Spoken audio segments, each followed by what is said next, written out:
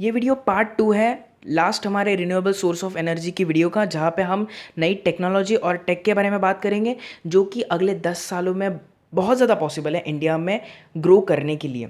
इसकी सबसे पहली चीज़ है फ्लोटिंग सोलर पैनल।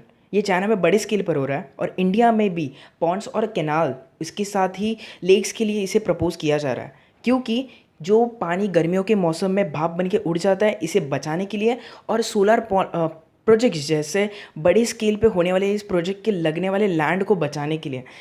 ये फ्लोटिंग सोलर पैनल्स ना सिर्फ लेक, पॉन्ड और कैनाल जैसे जगहों पे पानी को भाप बनने से बचा रहा है, जबकि लैंड एक्विजिशन जैसे गवर्नमेंट के बहुत बड़े प्रॉब्लम को, हेडेक को बहुत जल्दी सॉल्व कर रहे हैं। लेकिन इसमें एक छोटी सी प्रॉब्लम भी है, इनके मेंटेनेंस का कॉस्ट ज़्यादा आता है और इनका मेंटेनेंस करना भी बहुत ज़्यादा हार्ड होता है, क्योंकि ये वाटर पे बेस्ड होता है। इसीलिए ये अगला नया सॉल्यूशन है।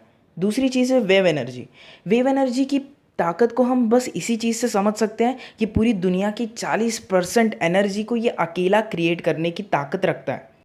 ये टेक्नोलॉजी ऑस्ट्रेलिया, जापान, मालदीव्स और इंडिया के लिए एक वरदान की तरह हो सकती है अगर इसे बिल्ड प्रॉपरली किया जाए और इन्वेस्टमेंट की जाए तो। लेकिन इसका कंस्ट्रक्शन ही बहुत ज़्यादा हार्ड होने की वजह से इसमें ज़्यादा इन्वेस्टमेंट नहीं मिल रही और ये बहुत ठंडे बक्से में है।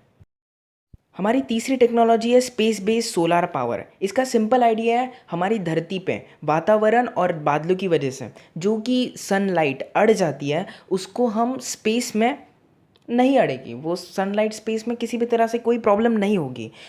और अगर आपके दिमाग में ये प्रश्न है कि हम कलेक्ट की गई इस सोलार एनर्जी को अर्थ पे किस तरह से भेजेंगे, तो इसका सिंपल आंसर है वायरलेस टेक्नोलॉजी के द्वारा, माइक्रोवेव और कॉन्सेंट्रेटेड बीम के द्वारा। ये टेक्नोलॉजी 9 साल पहले नासा ने टेस्ट कर चुका था और इसकी 85% एक्यूरेसी के साथ हमने वायरलेसली एनर्जी को ट्रांसमिट भी किया था। लेकिन डिसएडवांटेज ये है, आज कमर्शलाइज होने के बावजूद प्राइस जो है लॉन्चेस की वो बहुत ज़्यादा है। इसका मेंटेनेंस स्पेस में किसी भी तरह की प्रॉब्लम आने के बाद किसी भी तरह से प्रॉब्लम को सॉल्व करने के लिए बहुत ज़्यादा फिर से पैसा डालना पड़ेगा, इसीलिए ये बहुत ज़्यादा हार्ड है। चौथी हमारी टेक्नोलॉजी है एस्टेरॉयड माइनिंग।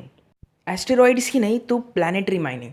हमारे अर्थ को छोड़ के जहाँ पे भी जीवन पॉसिबल नहीं है, ऐसे प्लैनेट्स को हम हमारे मिनरल्स कलेक्शन और एनर्जी कलेक्शन के लिए बहुत बड़े स्तर पर यूज़ कर सकते हैं, क्योंकि इन एस्टेरॉयड और प्लैनेट्स पे किसी भी तरह का जीवन ना होने की वजह से अगर हम वहाँ पे माइनिंग कर भी लेते हैं तो भी किसी भी तरह का नुकसान हमें नहीं होने वाला और हमारी जीवन शैली पे किसी भी तरह का असर नहीं पड़ने वाला।